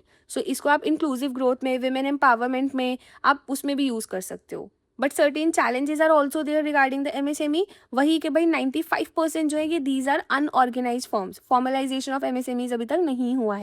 And 27% of MSME which is रफली अराउंड 1/3, तो 1/3 एमएसएमईज जो है इनके पास क्रेडिट कंस्ट्रेन है, मतलब कि they are not able to expand due to unavailability of credit. तो इनको क्रेडिट नहीं मिल रहा है क्योंकि ये बहुत साइज में छोटी हैं, डॉक्यूमेंटेशन नहीं है या फिर फॉर्मलाइज नहीं है, तो उस सब रीजन की वजह से। This is a report of world bank FSAP। ठीक है। सो अगेन इसको याद रखना, 30% ऑफ जीडीपी, 30 करोड़ जॉब्स। ठीक है। नाउ नेक्स्ट ये कुछ और इंडस्ट्रीज हैं छोटी मोटी, जैसे बायो इकोनॉमी हो गया, इलेक्ट्रॉनिक सेक्टर हो गया। सो ये याद रख लेना कि इलेक्ट्रॉनिक्स में हमारा जो ग्लोबल शेयर है इट इज़ 4%। मोबाइल मैन्युफैक्चरिंग की बात करें तो it is a good point कि 99% जो स्मार्टफोन्स हैं जो इंडिया में यूज़ करते हैं consumer, these are domestically manufactured. तो आत्मनिर्भर भारत। ठीक है। और फार्मास्यूटिकल्स में तो आपको मालूम होगा कि इंडिया की जो रैंक है it is 3rd by volume and 14th by value. ठीक है। बायो फार्मा की बात करें तो गवर्नमेंट का टारगेट है to make it 100 billion market by 2025। Next है टेक्सटाइल एंड अपैरल। सो इसमें आपको याद होना चाहिए कि कॉटन जूट में हमारी जो रैंक है इट इज़ फर्स्ट। इसको डायग्राम के थ्रू देखते हैं और ज़्यादा विजुअल मेमोरी क्रिएट होगी। सो यहाँ से आप देख सकते हो इंडिया की रैंकिंग, ये ओवरऑल आप याद कर सकते हो कि कॉटन में एंड जूट में we rank first, sugar, silk and online shopping में we rank second, e-commerce, fintech and pharma में हमारी रैंक 3rd है, सर्विस सेक्टर में 7th, टूरिज्म में हमारी रैंक 8th है। ठीक है। तो इसको एक दो बार देखोगे तो याद हो जाएगा। सर्विस 7 तो मैंने याद कराया ही था आपको। टूरिज्म के लिए आप इस तरीके से कर सकते हो, कहीं जाओगे घूमने फिरने लेकिन आओगे तो वापस घर ही ना, तो life is a full circle, ऐसा करके कुछ माइंड में बना लो कि टूरिज्म में इस तरीके से इन्फिनिटी का साइन बनता है कि कहीं भी जाओ आना आपको आपके घर ही है, इस तरीके से घूम फिर के एक ही जगह आना है आपको। कॉटन जूट में तो मालूम ही होगा। ये कुछ है सॉफ्टवेयर का कि भाई सॉफ्टवेयर जो है मैंने पहले ही बताया था कि हमारा जो टोटल एक्सपोर्ट है इट इज़ 800 बिलियन, और इसमें जो 20% है वो हमारे सॉफ्टवेयर एक्सपोर्ट्स का ही कंट्रीब्यूशन है। तो इस तरीके से आप बना सकते हो कि टोटल है 800 बिलियन और इसमें 20% जो कंट्रीब्यूशन है ये आपका सॉफ्टवेयर एक्सपोर्ट्स का है, दैट इज़ रफली अराउंड 200 बिलियन। ये कुछ क्विक कॉमर्स का साइज़ है क्योंकि इस पर क्वेश्चन आ सकता है बिकॉज अभी रिसेंटली 10 मिनट्स डिलीवरी ऐप्स वगैरह के ऊपर बड़ा कंट्रोवर्सी वगैरह चल रही है, उनकी सिक्योरिटी कंसर्न्स के ऊपर, सोशल सिक्योरिटी के ऊपर। तो देख लो आप कि 2025 में जो मार्केट साइज है इट इज़ 5 बिलियन, बट 2029 में it is projected to reach $10 billion, 10 billion मतलब 2 टाइम्स होने वाला है। ठीक है। शुगर इंडस्ट्री की अगर बात करें तो we are second largest producer and largest consumer. यहाँ पे देखो कि प्रोड्यूस तो 279 लाख टन कर रहे हैं और उससे ज़्यादा हम खुद ही कंज्यूम कर रहे हैं। ठीक है। नाउ अगेन ये वही टर्शियरी सेक्टर जिसमें सर्विस सेक्टर हम देख चुके हैं कि हमारी जो ग्लोबल पोजीशन है वो 7th लार्जेस्ट है। आईटी सेक्टर की बात करें तो it contributes 8% to the GDP. IT 8 ऐसे याद कर सकते हो। टूरिज्म में मैंने आपको याद कराया कि we are the 8th largest tourism economy, मतलब इंडिया की जो टूरिज्म इकोनॉमी है it is 8th largest in the world. ठीक है, एक ये भी आप देख सकते हो कि 1 रुपया अगर हम इन्वेस्ट करते हैं टूरिज्म में so it helps in generating 3.5 times more jobs. ठीक है, ऑरेंज इकोनॉमी का डेटा भी आप याद कर सकते हो बिकॉज अभी क्रिएटर्स अवार्ड वगैरह इंट्रोड्यूस किए हैं गवर्नमेंट ने, सो आप याद कर सकते हो कि the market size has cross 100 billion. E commerce में हमारी जो रैंक है, मतलब टोटल अगर हम ई कॉमर्स सेल की बात करें तो वी रैंक 3rd, और ऑनलाइन शॉपर्स की बात करें तो हमारी रैंक 2nd है। इसको याद कैसे करोगे कि ई कॉमर्स सेल्स में हमारी रैंक 3rd है, तो 1 2 3 गिनते ही हमें सब चीज़ अपने सामने हाजिर चाहिए, तो यही तो होता है ई कॉमर्स की 1 2 3 गिनो और एक तुम चीज़ आपके सामने, तो 1 2 3 3 से हमारी रैंक आप याद रख सकते हो। अच्छा, इसमें भी याद रखना कि जो ऑनलाइन शॉपर्स हैं उसमें 33% जो है वो जेंजीज हैं, तो जेंजीज ही तो होते हैं जिनको 1 2 3 गिनते ही सब कुछ अपने सामने चाहिए, तो 33% जो है online shopper. Next quick commerce, ये मैंने अभी आपको याद कराया कि 5 बिलियन से डबल होकर 10 बिलियन होने वाला है 2029 में। फिनटेक में अगेन हमने याद किया था, फिनटेक में हमारी जो ग्लोबल पोजीशन है इट इज़ 3rd, तो याद रखना again I am showing you, ये देखो ई कॉमर्स में, फिनटेक में और फार्मा में हमारी रैंक 3rd है, तो ये आपको याद रखना है। ई कॉमर्स 1 2 3 गिनते ही हमें सब कुछ चाहिए, ई कॉमर्स फिनटेक और फार्मा सब में हमारी रैंक 3rd है। नेक्स्ट ये कुछ डेटा है लैंड रिफॉर्म्स के ऊपर, तो 98% जो हमारा रूरल लैंड है it has been digitised under this DILRMP programme of the government. ठीक है, देन लैंड डिस्प्यूट्स की अगर हम बात करें तो 25% जो केसेस है सुप्रीम कोर्ट में, these are related to land disputes only, और एवरेज टाइम 20 साल लग जाते हैं, मतलब 20 साल तक ये जो लैंड से रिलेटेड केसेस हैं ये सॉल्व ही नहीं हो पाते हैं, नीति आयोग का डेटा है, सो आप इसको लैंड रिफॉर्म्स के क्वेश्चन में यूज़ कर सकते हो। नेक्स्ट कुछ डेटा हम देख लेते हैं इंक्लूसिव ग्रोथ से रिलेटेड, तो सबसे पहले तो हमारी रैंक कितनी है, तो 130 है out of 193, so we come under medium human development category. ठीक है, अब इंक्लूसिव ग्रोथ में डायमेंशंस क्या क्या होंगे, तो इनकम इनक्वालिटी होगी, जेंडर इनक्वालिटी होगी, है ना, कुछ कुछ रीजनल डिस्पैरिटी होगी, एम्प्लॉयमेंट से रिलेटेड कुछ पॉइंट होगा, स्किल से, तो वही सब देखते हैं इसमें।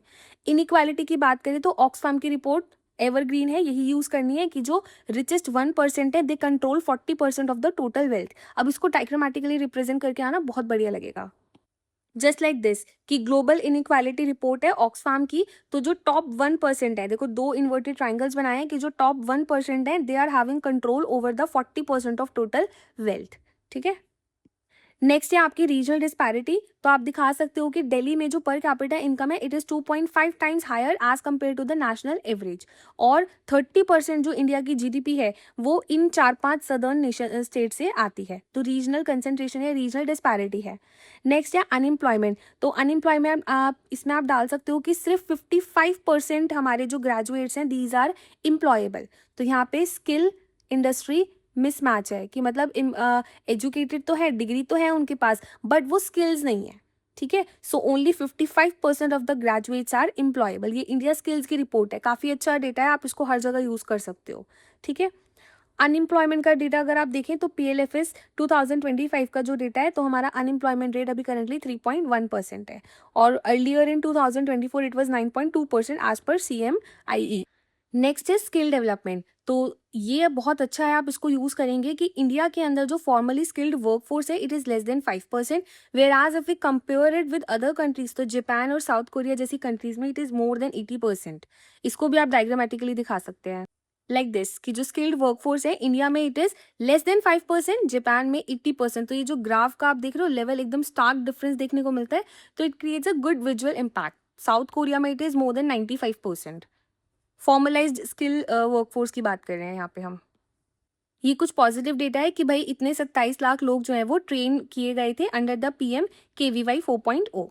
अब कुछ बात करते हैं स्टार्टअप से रिलेटेड डेटा की, तो स्टार्टअप में हमारी रैंकिंग 3rd है, ऐसे बोलते हैं ना 1 2 3 स्टार्ट, तो स्टार्टअप में हमारी जो रैंक है वो कितनी है 3rd, so we have the 3rd largest startup ecosystem, 1 2 3 start, इस तरीके से याद करेंगे आप। ठीक है, और अभी करंटली, अच्छा पहले तो मुझे बताओ MSME, रिकॉल करने की कोशिश करो कि MSME कितने हैं, 5 करोड़, वेरी गुड। तो 7.5 करोड़ MSMEs हैं।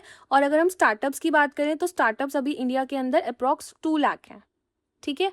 और 2017 में 0.05 लाख थे, अभी 2 लाख हैं, ठीक है। 50% जो है वो टीयर 2 और टीयर 3 सिटीज से आते हैं। और बिगेस्ट जंप देखने को मिला है फाइनेंशियल ईयर 25-26 में कि 55,000 स्टार्टअप्स रजिस्टर किए गए हैं, ठीक है। और यूनिकॉर्न्स की बात करें तो वी हैव 131 प्लस यूनिकॉर्न्स। अच्छा, एक नेगेटिव पॉइंट है कि जो 90% स्टार्टअप्स हैं they fail within 5 years. तो ये सारा स्टार्टअप से रिलेटेड डेटा है। MSME and startup is something जो आपको याद करना पड़ेगा। Next we have gig economy. So gig economy से रिलेटेड आप ये डेटा याद रख सकते हो कि out of 100 new jobs that are created 56 belongs to the gig sector. तो पॉजिटिव भी है, नेगेटिव भी है। पॉजिटिव इसलिए कि भाई हमारी इतनी सारी जो पॉपुलेशन है, it is somehow absorbing that population, ठीक है। मतलब एम्प्लॉयमेंट तो जनरेट हो ही रहा है इससे। बट नेगेटिव यही है कि फॉर्मलाइज नहीं है, सोशल सिक्योरिटी नहीं है। So maybe there is a need to formalise this gig sector also, ठीक है। नेक्स्ट है पेंशन सेक्टर। तो आप इसको सोशल सिक्योरिटी वगैरह वाले क्वेश्चंस में यूज कर सकते हो। So only 12% of the work force is covered under the pension schemes. इसमें भी दो टाइप की हैं आपकी, एक है अटल पेंशन योजना और एक है national pension scheme. Atal pension is basically for the informal sectors. और इसमें हमारा जो अभी करंटली सब्सक्राइबर्स हैं they have been risen up to 6.5 crore. पहले 25 लाख थे, अब बढ़कर 6.5 करोड़ हो गए हैं। और NPS इज़ फॉर एवरीवन।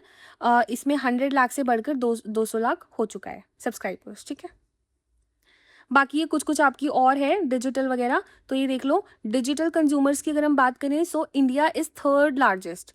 मतलब ऑफ कोर्स पॉपुलेशन बहुत ज़्यादा है हमारी, तो उसकी वजह से डिजिटल कंज्यूमर्स की बात करें तो वी रैंक 3rd। थर्ड अब किस किस में हो गए हम? स्टार्टअप में 3rd हो गई, E-कॉमर्स में 3rd हो गए, और डिजिटल कंज्यूमर्स में हम 3rd हो गए। तो इस तरीके से ना जो कुछ कुछ वर्ड्स हैं उनको याद कर लिया करो, अपनी रफ शीट में लिख लो अब इसको कि 3rd हम किस किस में, स्टार्टअप में, E-कॉमर्स में, डिजिटल कंज्यूमर्स में, ठीक है। फर्स्ट और सेकेंड चाइना एंड USA है। इंटरनेट कनेक्शन और ब्रॉडबैंड, ये अच्छा है अगर आपको फाइनेंशियल इंक्लूजन या फिर इंक्लूसिव ग्रोथ के ऊपर क्वेश्चन आए, डिजिटल इंडिया पे क्वेश्चन आए, तो आप ये बता सकते हो कि 2014 में जो इंटरनेट कनेक्शन था इट वाज ओनली 25 करोड़ और अब 2025 में 100 करोड़ हो गया है।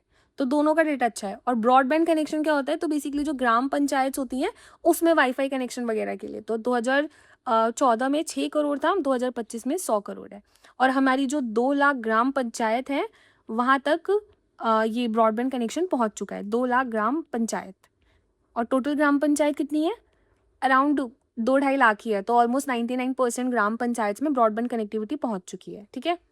बट इसमें चैलेंज में ये बहुत इंपॉर्टेंट है, ये याद करना इंपॉर्टेंट है कि डिजिटल लिटरेसी जो है वो सिर्फ 38% है, ठीक है।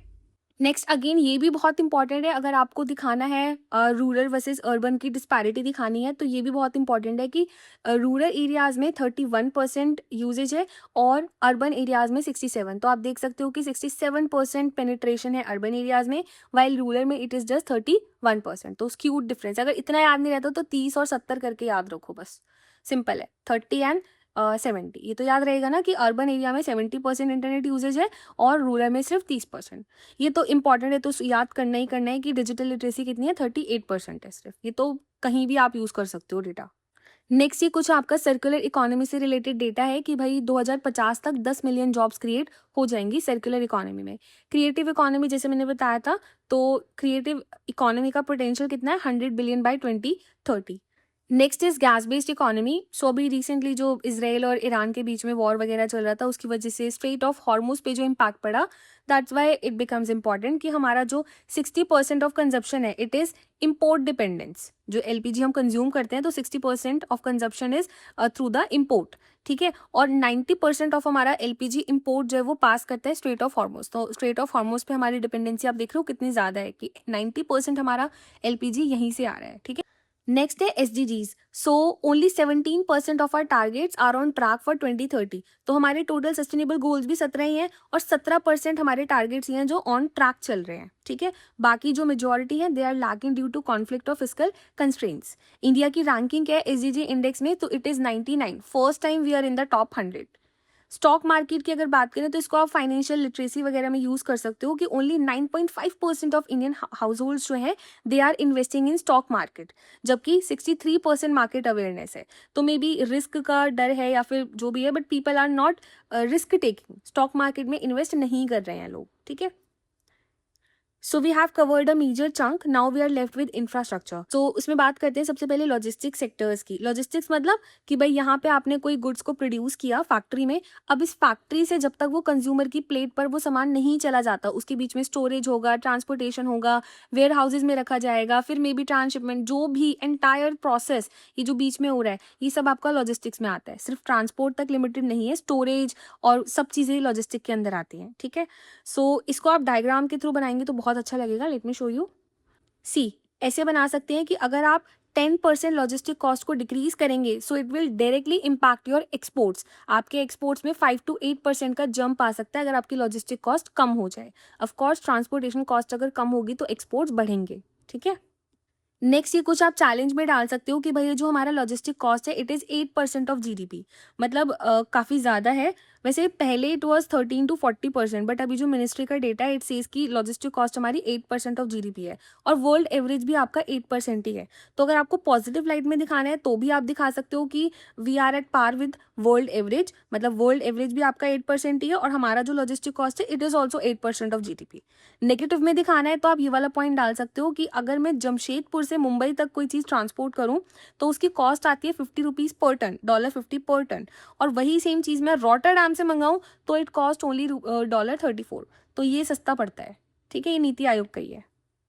नेक्स्ट ये कुछ इन्वायरमेंटल इम्पैक्ट आप मेंशन कर सकते हो कि भाई due to all these logistics वगैरह 13% कॉन्ट्रीब्यूशन है इनटू इंडिया जीएचजी एमिशन, मतलब ग्रीन हाउस गैस में 13% का कॉन्ट्रीब्यूशन है, और रोड ट्रांसपोर्ट इसमें 88% कॉन्ट्रीब्यूट करता है, ठीक है। ये इंफ्रास्ट्रक्चर पे अब गवर्नमेंट कितना खर्चा कर रही है, तो 11 लाख करोड़ ईएमआर किए फाइनेंशियल ईयर 25-26 में, विच इज रफली अराउंड 3.1% ऑफ जीडीपी। तो एक और एक बिल्डिंग ऐसे होती है ना, तो इंफ्रा में हमने कितना स्पेंड करने का किया है, 11 लाख करोड़, ठीक है। Now this is the most important data which I would recommend कि आप हर एक मतलब इंफ्रास्ट्रक्चर रिलेटेड क्वेश्चन में अगर आपको चैलेंजेस दिखाना है तो आप इसको यूज करो। Let me show you. So पहले एक बार कंसेप्ट समझो कि बेसिकली जो हमारी अभी फ्री मोबिलिटी है उसमें 60% शेयर आपका रोडवेज का है। मतलब जो भी हमारा हम गुड्स एंड चीज़ों का मूवमेंट वगैरह करते हैं तो 60% हम रोड से करते हैं, ठीक है, और 30% रेल से करते हैं, और वाटरवे से सिर्फ 10% ही करते हैं। बट कॉस्ट देखो यहाँ पे, वाटरवे की कॉस्ट है सिर्फ ₹1 पर किलोमीटर, और रेलवे की कॉस्ट क्या है, 1.5, और रोडवे की क्या है, 2.5। तो इसको याद करो, 1 1.5 2.5, 1 1.5 2.5, ऐसे बोलोगे तो याद हो जाएगा। और कंट्रीब्यूशन देखो कितना है, तो मतलब जो चीज़ सस्ती है उससे हम कम, उसको हम कम यूज़ कर रहे हैं, और रोड जो कि बहुत महंगा पड़ता है हमें, 60% हमारा जो फ्री मोबिलिटी है it is through road only. तो आप इसको दोनों तरीके से यूज़ कर सकते हो कि रोड हैवी हमारा लॉजिस्टिक सेक्टर है, या फिर अंडर डेवलप्ड हमारे वाटरवेज हैं, पोर्ट लेड इंडस्ट्रियलाइजेशन कम है। तो इन सब टॉपिक्स में आप इस डायग्राम को बहुत ब्यूटीफुली यूज़ कर सकते हो। सो यहाँ पे वाटरवे के लिए रिवर बनाई है, रेलवे को शो करने के लिए छोटा सा रेल ट्रैक बना दिया, रोड तो सिंपल विजिबल है ही, और मतलब दिखने में भी अच्छा लग रहा है और समझ भी आ रहा है, और याद भी इजीली हो जाएगा, 1 1.5 और 2.5, ठीक है। तो ये वही चीज़ लिखी है यहाँ पे। देन ये सारी रैंकिंग भी एक साथ ही याद कर लेते हैं कि रोड में हमारा रैंकिंग वगैरह क्या है। सो ये सारी रैंकिंग एक साथ लिख दी। सो फर्स्ट हमारी किसी में भी नहीं है, रोड में हमारी जो रैंकिंग है वो second. So we have the second largest road network. Airways और इलेक्ट्रिसिटी की बात करें so we are third largest. Railways की बात करें तो फोर्थ लार्जेस्ट। देखो इसको याद करने का सिंपल है, रोड ऐसे होती है ना, तो ये दो, रोड में हमारी रैंकिंग टू है, रेलवेज इस तरीके से होती हैं। सो ये देखो 1 2 मतलब 4 लाइन कट रही है ना यहाँ पे, तो इस तरीके से याद कर सकते हो, रेलवे में वी आर 4।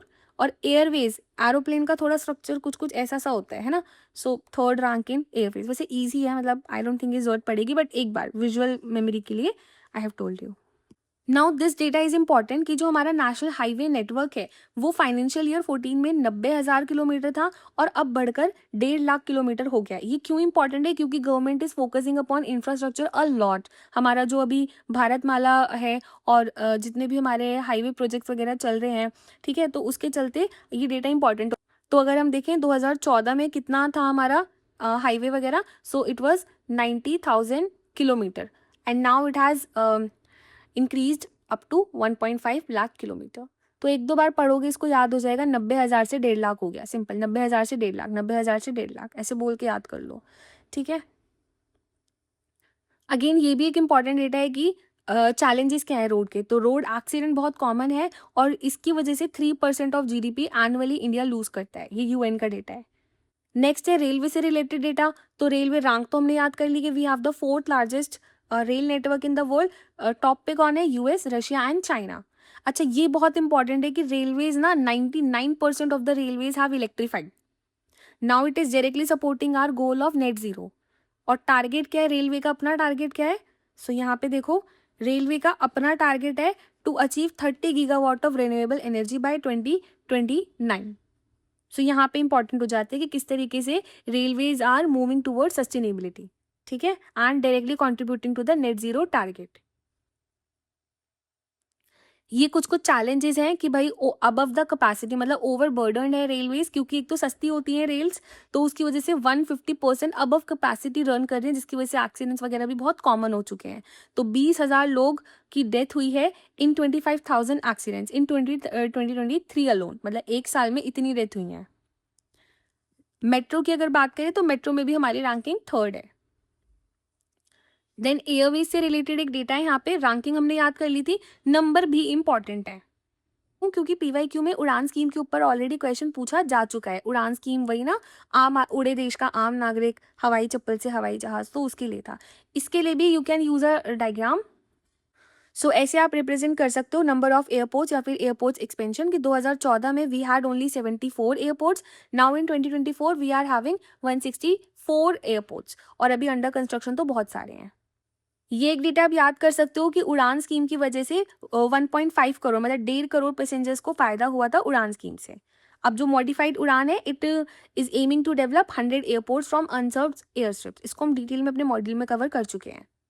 नेक्स्ट है आपका कोस्ट लाइन, तो इसकी एग्जैक्ट वैल्यू याद रखनी है क्योंकि अभी रिसेंटली चेंज हुई है। तो 11,098 किलोमीटर है, ठीक है। और नेविगेबल इनलैंड वाटरवेज की बात करें तो 14,500 किलोमीटर है। मेजर पोर्ट्स 14 है, नॉन मेजर पोर्ट्स हमारे 200 से ज़्यादा हैं, ठीक है। ये भी याद रख लेना क्योंकि Sagarmala has been in and Vizhinjam port was also asked in pre this year. So port से रिलेटेड जो भी है वो आप थोड़ा सा याद करके जाएंगे तो समझदारी रहेगी, ठीक है। अब ट्रेड की बात करें तो 95% by volume and 70% by value हमारा ट्रेड होता है वया मरीन ट्रांसपोर्ट। कार्गो मूवमेंट की बात करें तो 2014 में सिर्फ 18 million metric ton cargo movement था, अब बढ़कर कितना हो गया, तो 150 MMT। ये इंपॉर्टेंट है, 18 से 150 का जंप, तो काफ़ी सिग्निफिकेंट इंक्रीज है, इसको आप याद कर सकते हैं। 18 से 150 कार्गो मूवमेंट, 18 से 150। नेक्स्ट है पोर्ट्स, तो टोटल पोर्ट की जो कैपेसिटी है वो भी बढ़ गई है हमारी, पहले थी 1500, अब हो गई है 3000। नेक्स्ट है container vessel turn around time, कि मतलब जो वेसल्स आ रहे हैं उनको अनलोड करने में देन लोड करने में टोटल कितना टाइम लगता है, कितना हमारा पोर्ट हम एफिशिएंटली हैंडल कर पा रहे हैं, पोर्ट मैनेजमेंट कैसा है। सो अर्लियर 43 आवर्स लगते थे, ऑलमोस्ट 2 दिन लगते थे, and now it has been reduce to 30 hours. But still अगर आप इसको सिंगापुर के जैसे कोलंबो पोर्ट से कंपेयर करोगे तो उनको जो टर्न अराउंड टाइम है वो 12 घंटे लगता है, हमें स्टिल 30 घंटे या 24 घंटे इतना लग रहा है, ठीक है। कम हुआ है हमारा 2025 से, बट अभी भी there is huge to go. Next है आपका पावर सेक्टर, तो पावर सेक्टर में जैसे मैंने बताया कि we are the third largest producer and consumer of electricity. Of course population बहुत ज़्यादा है, तो थर्ड लार्जेस्ट प्रोड्यूसर भी हैं एंड कंज्यूमर भी हैं इलेक्ट्रिसिटी के। इंस्टॉल कैपेसिटी कितनी है हमारी, तो it is 520 gigawatt. Power shortages हमारी कम हुई हैं, 4.2% थी फाइनेंशियल ईयर 14 में, और अब हो गई है 0.03, मतलब कि जो पावर की कमी है अब वो ऑलमोस्ट हमने टैकल कर ली है। ये भी आप देख सकते हो कि जो रूरल पावर सप्लाई है वो पहले 12.5 घंटे पर डे थी, now it is 22 hours per day, मतलब कि जो हमारे गाँव हैं वो इलेक्ट्रीफाइड हो रहे हैं, हर गाँव में अब बिजली है। Now this is a great point that you can mention in the challenges, कि भाई जो हमारे टीएनडी लॉसेज हैं दीज आर मोर देन 20%, जबकि जो वर्ल्ड एवरेज है वो सिर्फ 8% है। मतलब जो कि सपोज करो हम यहाँ पे अपनी पावर को बना रहे हैं सोलर से या may be thermal power plant से, कहीं से भी आपने इलेक्ट्रिसिटी बनाई, अब किसी रिमोट एरिया में बनाएंगे ना उसको, तो यहाँ से जब हम इसको अर्बन एरिया तक लेकर जाते हैं तो बीच में जो लॉसेज होते हैं ट्रांसमिशन के टाइम पे वो हमारे 20% है, जबकि जो वर्ल्ड एवरेज है वो सिर्फ 8% है। सो इट शोज कि हमारा ट्रांसमिशन में कितने सारे लीकेजेस हैं। अगेन आप इसको इस तरीके से डायग्रामेटिकली दिखा सकते हो कि इंडिया का जो टीएनडी लॉसेज है इट इज़ 20%, हाईएस्ट है ग्लोबली, और वर्ल्ड एवरेज इज ओनली 8%, ठीक है। So finally we are done with this data sheet. Now your job is very simple. Don't just watch this lecture, revise these data at least 3 to 4 times and practice the diagrams with your own hands. Remember, mains में सिर्फ जो data आपको मालूम है उससे बात नहीं बनेगी. बात बनेगी जब आप डेटा को टाइम में रिकॉल कर पाएंगे, मतलब विद इन सेकेंड्स आपको क्लिक हो जाना चाहिए डेटा. ठीक है. So if you regularly revise these facts and diagrams, they will become a natural part of your answer writing and your copies will definitely stand out. So thank you so much for watching. I hope this lecture adds some real value to your preparation. And also, if you want to understand the economics conceptually and not just memorize the data, so you can definitely join the complete economics module. Until then, keep learning, keep revising, and I'll see you in the next lecture. Thank you so much.